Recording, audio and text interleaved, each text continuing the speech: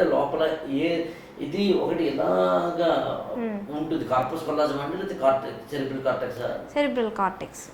Cerebral cortex ఎక్కువ bends ఉండే కొద్దీ మెమరీ ఎక్కువ ఉంటుంది అంటారు కదండి. అవును, సర్ఫేస్ ఏరియా ఎక్కువ ఉంటుంది.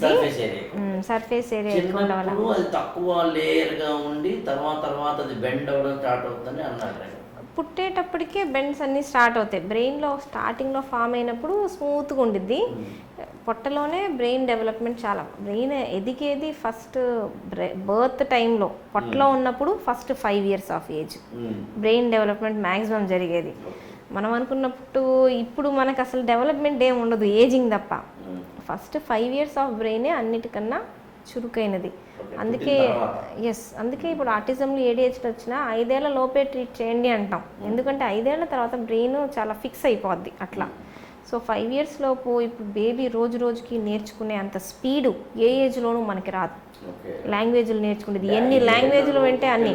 పెంచడంలో తల్లిదండ్రుల పాత్ర ఎక్కువ ఉన్నప్పుడు ఆ పిల్లల్లో మెమరీ కానీ తత్ర కానీ పెంచుకోవచ్చు. అవును, ఫ్యూచర్ అంతా మనం ఇచ్చిన కాన్సన్ట్రేషన్ ఆ 5 years. ఇప్పుడు చాలామంది ఏమంటారంటే మా పిల్లలు టీవీ చూసి అది నేర్చేసుకున్నారు, ఇది నేర్చుకున్నారు, ఫోన్ ఇట్లా అని స్క్రోల్ చేస్తా అంటారు. సో నేర్చుకున్న దానికన్నా నేర్చుకునే విధానం ఇంపార్టెంట్.